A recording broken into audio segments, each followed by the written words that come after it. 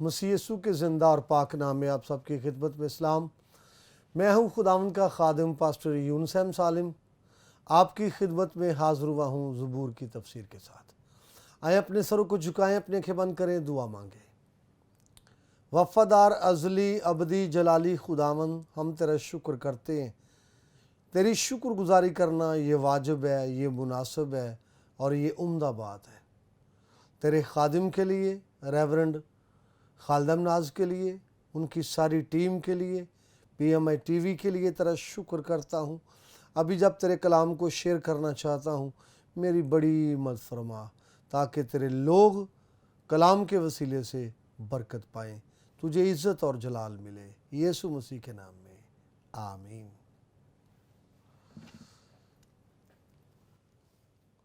تو ہم بات کر رہے تھے 8ویں آیت کے حوالے سے۔ 8ویں آیت کے حوالے سے جب ہم بات کرتے ہیں تو اس کے دوسرے حصے کو ہم شروع کریں گے، کیونکہ خداوند نے میرے رونے کی آواز سن لی۔ پھر 9ویں آیت، خداوند نے میری منت سن لی، خداوند میری دعا قبول کرے گا۔ خداوند کے پاک کلام کے سبب سے آج ہمیں بڑی برکت ملے، آمین۔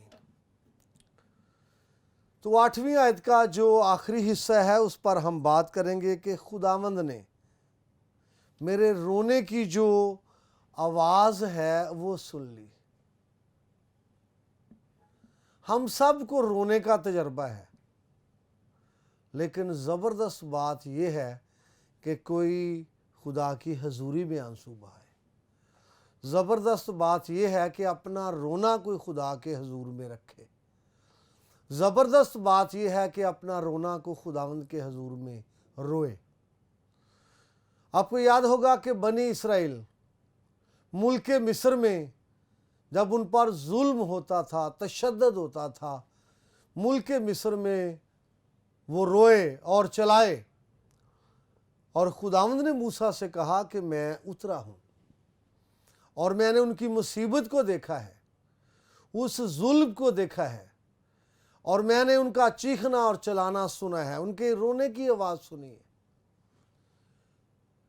تو یاد کیجئے، یہ زبردست بات ہے کہ خدا کسی کا رونا سنے اور خدا کسی کے رونے پر نگاہ کرے۔ اصل چ گل ہی ادو بنتی ہے جب خدا کسی کے رونے کو دیکھتا ہے تو بات بن جاتی ہے۔ یہاں زبور نویس یہی کہتا ہے کہ خداوند نے جو میرے رونے کی وہ بات کرتا ہے، میرے رونے کی جو آواز ہے وہ سن لی ہے۔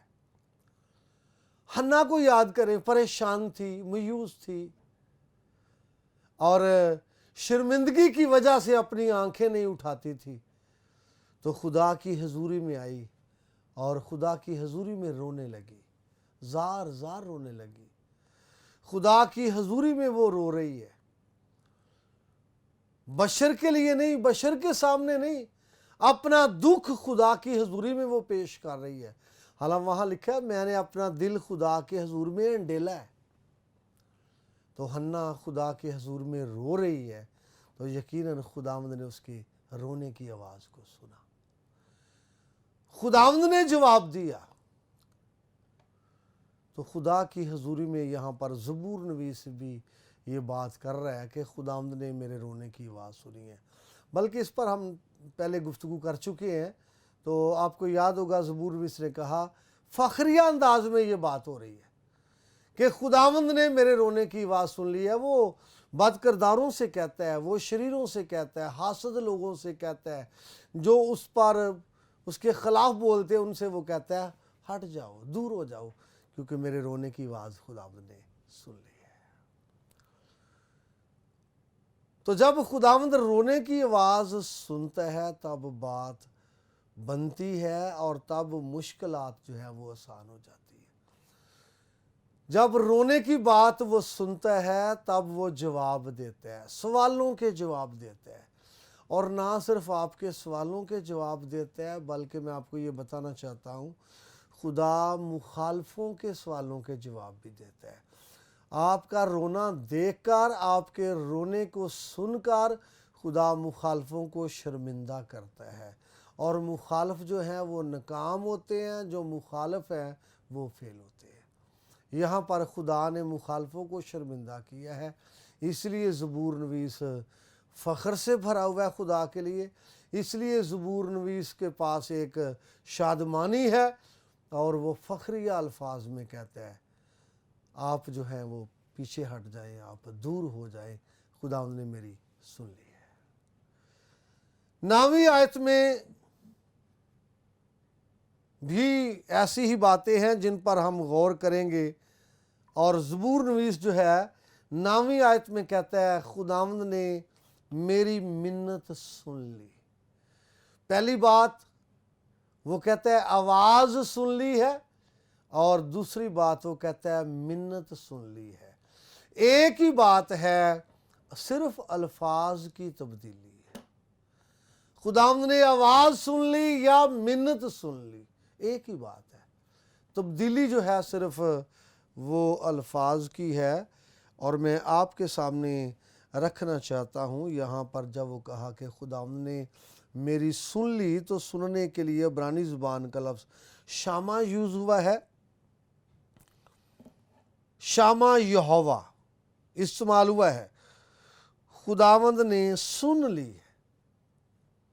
اور عبرانی زبان کا جو لفظ ہے شامہ، جس کا مطلب سننا یا اس نے سنا، عبرانی فعل میں اس کا ترجمہ ہوتا ہے اس نے سنا، شامہ کا مطلب، اور اسی سے یہودیوں کا بڑا فیمس کلمہ شمع ہے، لیکن وہ تو وہاں پر عوام سے، لوگوں سے سننے کی بات ہے کہ تم خداوند کی سنو، لیکن یہاں پر خدا کی بات ہے کہ خدا نے سن لی ہے۔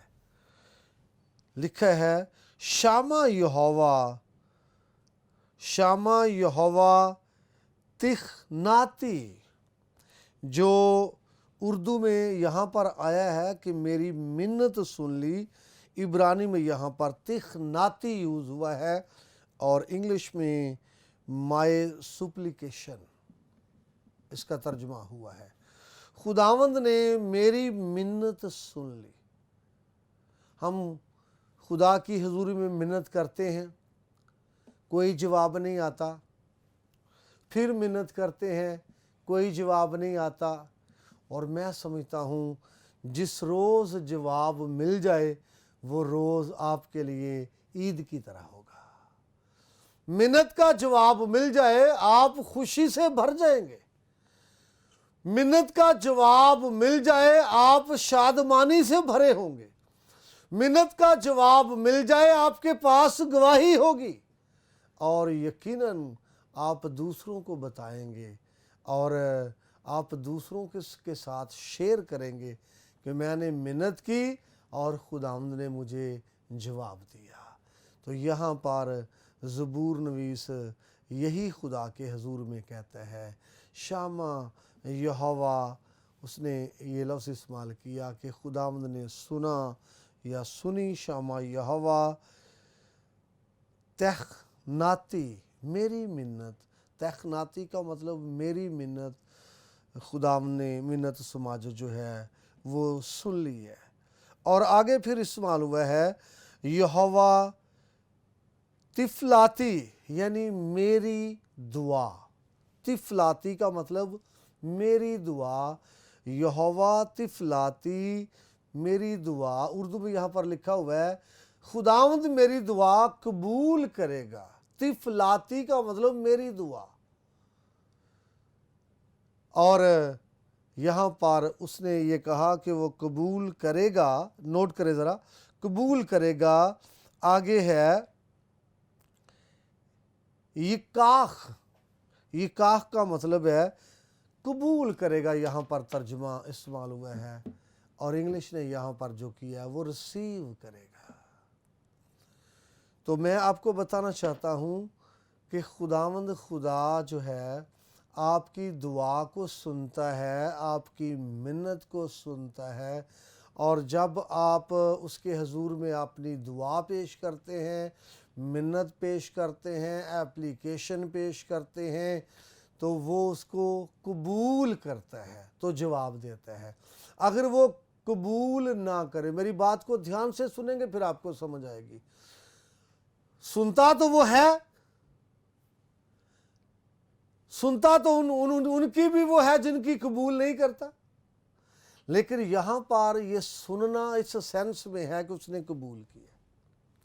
اور میں آپ کو بتانا چاہتا ہوں، یاد کرو حابل اور قائن دونوں بھائی جب دنیا کے آغاز میں، یہ خوبصورت ایک واقعہ ہے، دونوں قربانیاں لے کے گئے ہیں اور وہاں پر دونوں نے اپنے اپنے جو قربانیاں ہیں، نذرانے ہیں، ہدیے ہیں، پیش کیے. اور لکھا ہے خدا نے حابل کو اور اس کے نذرانے کو قبول کیا. پھر قائن کے بارے میں لکھا ہے کہ خدا نے اس کو اور اس کے نذرانے کو نامنظور کیا ہے. تو یہ بات جو قابل غور ہے میں آپ کے سامنے رکھنا چاہتا ہوں.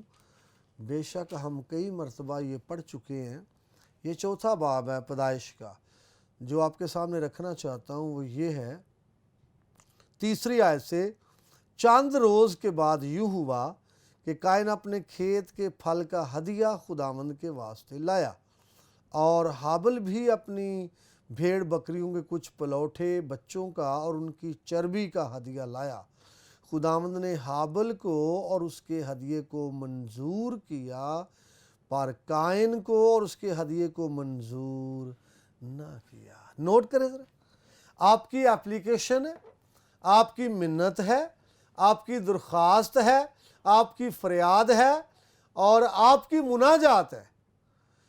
پہلے خدا آپ پر نگاہ کرتا ہے، آپ پر خدا توجہ کرتا ہے اور آپ کو خدا قبول کرتا ہے تو پھر آپ کی مناجات کو قبول کرتا ہے.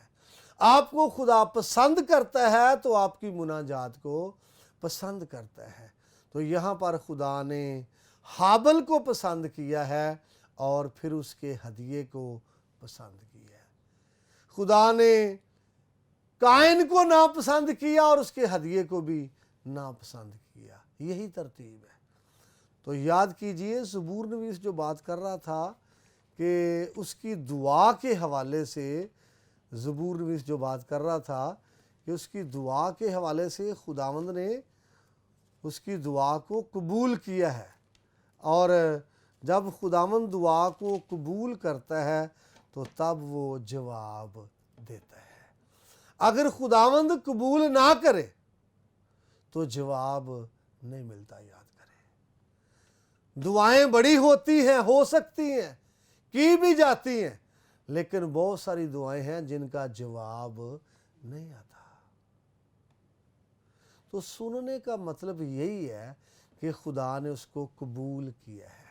دعا کی گئی ہے اور خدا نے سنا، اس کا مطلب ہے اس کو قبول کیا، اس کا مطلب ہے اس کا جواب دیا، اس کا مطلب ہے اس کو پسند فرمایا. یہی بات زبور نویس کہتا ہے. میری دعا کو قبول کیا، یا میری منت کو سنا، یا میری آواز کو سنا. ایک ہی سینس ہے، الفاظ تبدیل ہے. سننے کا مطلب صرف برائے نام سننا نہیں ہے یہاں پر، بلکہ سننے کا مطلب یہ ہے کہ خدا نے جواب دیا ہے. خدا نے دعا کا جواب دیا. سننے کا مطلب یہ ہے میں خدا کو پکار رہا تھا، اس نے جواب دیا ہے. میں خدا سے بات کر رہا تھا، اس نے جواب دیا ہے. اپنی اپلیکیشن اس کے حضور میں رکھ رہا تھا، اس نے قبول کیا ہے. تو یہ بڑی بات ہے کہ خدا نے قبول کیا ہے. اور ایسا ہی ہے جیسے ہم قائن کی بات کر رہے تھے، ہم حابل کی بات کر رہے تھے. دعائیں تو بعد میں قبول کرنے کی بات ہے، پہلے خدا نے ان لوگوں کو قبول کیا ہے. پہلے ان دونوں بھائیوں کو دیکھا ہے اور جس کو قبول کیا اس کے ہدیے کو قبول کیا، قربانی کو قبول کیا. جس کو ناپسند کیا اس کے ہدیے کو ناپسند کیا. تو یہاں زبور نویس دعا کر رہا تھا تو خدا نے اس کی دعا کو قبول کیا، خدا نے اس کی دعا کو سنا اور خدا نے اس کی دعا کا جواب دیا. یہ ایک ہی سینس ہے، الفاظ تبدیل ہیں۔ اور عبرانی شاعری کی ہم نے جب بات کی، سیکھا عبرانی شاعری کی اقسام کے حوالے سے، تو پہلی قسم یہ ہے جو بات شعر کے پہلے حصے میں کی جاتی ہے وہی بات شعر کے دوسرے حصے میں کی جاتی ہے، اور الفاظ تبدیل ہو جاتے ہیں لیکن مفہوم تبدیل نہیں ہوتا، مفہوم قائم ہے۔ تو یہاں پر مفہوم یہی ہے کہ خدا نے دعا کا جواب دے دیا ہے۔ الفاظ کی تبدیلی یہ ہے کہ دعا کو قبول کیا، یا آواز کو سن لیا، یا مناجات کو سن لیا۔ بائبل کے اندر بھی بڑے لوگوں نے دعائیں کی ہیں، تو بہت سارے لوگ ہیں جن کی دعا کو خدا نے سنا ہے اور جواب دیا۔ تو آپ کو یاد ہوگا ایلیا دعا کر رہا تھا اور اس نے کہا کہ وہ خدا سچا ٹھہرے جو آگ سے جواب دے۔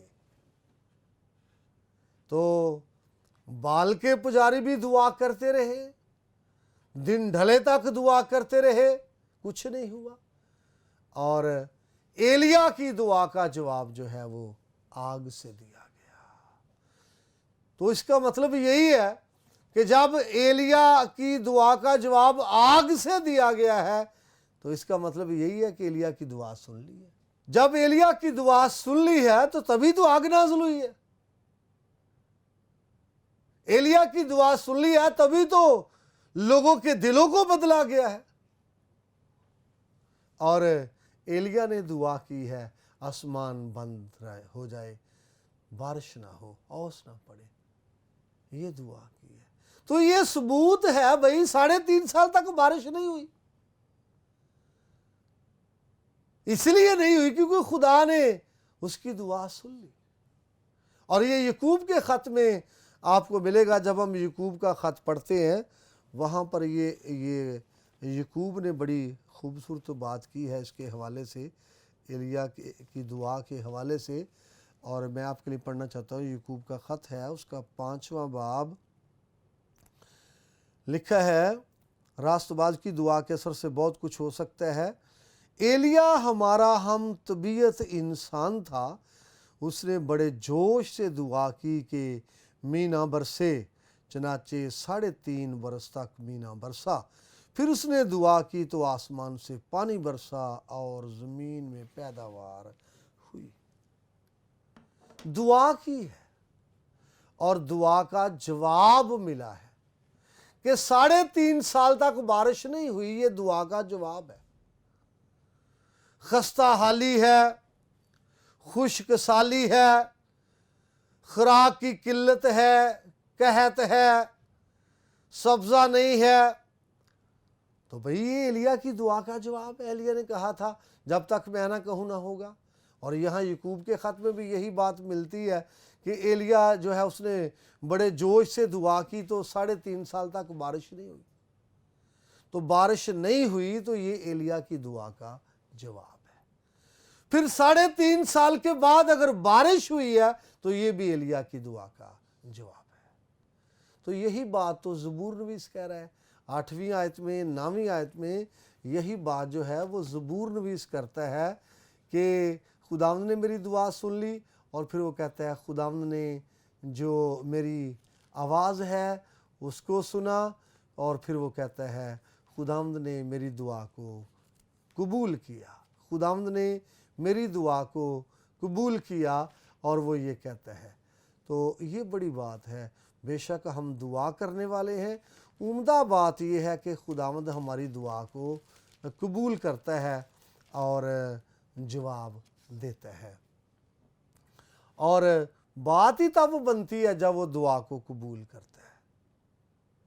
دعا کو قبول کرے گا تو بات بن جاتی ہے، دعا کو قبول کرے گا آپ کے کئی مسائل رکے ہوئے ہیں جو حل ہو جائیں گے، اور آپ کے کئی سوالوں کا جواب ملے گا، کیونکہ خداوند جو ہے وہ دعا کو قبول کرتا ہے۔ ہماری طرف سے رکاوٹیں ہو سکتی ہیں، ہماری طرف سے پرابلم ہو سکتے ہیں، وہ تو کبھی دعا کو ریفیوز کرتا ہی نہیں، وہ تو دعا کو قبول کرتا ہے اور دعا کا جواب دیتا ہے۔ آپ بائبل پڑھیے، کبھی کبھی لوگوں نے ایسی باتیں کی ہیں جو شاید مشکل ہیں، جو انسانی لحاظ سے ایسے نظر آتا ہے کہ یہ ناممکن ہے، لیکن خدا نے ان کی دعاؤں کو سنا اور جواب دیا۔ آپ کو یاد ہوگا کہ یہ زکریا، کاہن زکریا اور اس کی بیوی بڑی دیر سے دعا کر رہے تھے اولاد کے لیے، دعا کرتے تھے کہ ہمیں اولاد ملے۔ ایک روز وہ خوشبو جلا رہا تھا اور اس کو فرشتہ وہاں پر دکھائی دیا ہے، جبرائیل فرشتہ اس کو دکھائی دیا ہے، اور اس نے زکریا سے کہا، زکریا تیری دعا جو ہے وہ سنی گئی۔ تو اس کو بیٹے کا سندیسہ دیا ہے، بیٹے کی خوشخبری دی ہے کہ تیری دعا سنی گئی، اور دعا سنی گئی پروف یہ ہے کہ تجھے بیٹا ملے گا۔ یہ دعا سننے کا ثبوت ہے۔ تو حالانکہ اس نے وہ ساری اپنی بدنی صورتحال سے واقف تھا کہ میں عمر رسیدہ ہوں، میں بوڑھا ہوں، میری بیوی عمر رسیدہ ہے، یہ مشکل ہے، تو فرشتے نے کہا، یاد کر میں جبرائیل ہوں جو خدا کے حضور میں کھڑا رہتا ہوں، اور جب تک یہ نہیں ہوگا تو گنگا رہے گا۔ اور آپ کو یاد ہوگا زکریا کیا ہو گیا ہے؟ گنگا، کیونکہ خدا دعاؤں کا کیا دینا چاہتا تھا؟ جواب دینا چاہتا تھا۔ یہاں پر بھی زبور نویس اس بات سے بہت جو ہے وہ خوش ہے، اور زبور نویس فخریہ انداز میں یہ باتیں کر رہا تھا کہ میرے پاس سے چلے جاؤ کیونکہ خداوند نے میرے رونے کی آواز سن لی ہے۔ فخریہ انداز میں کہتا تھا، خداوند نے میری منت سن لی ہے۔ فخریہ انداز میں کہتا تھا، اس نے میری دعا کو قبول کیا ہے۔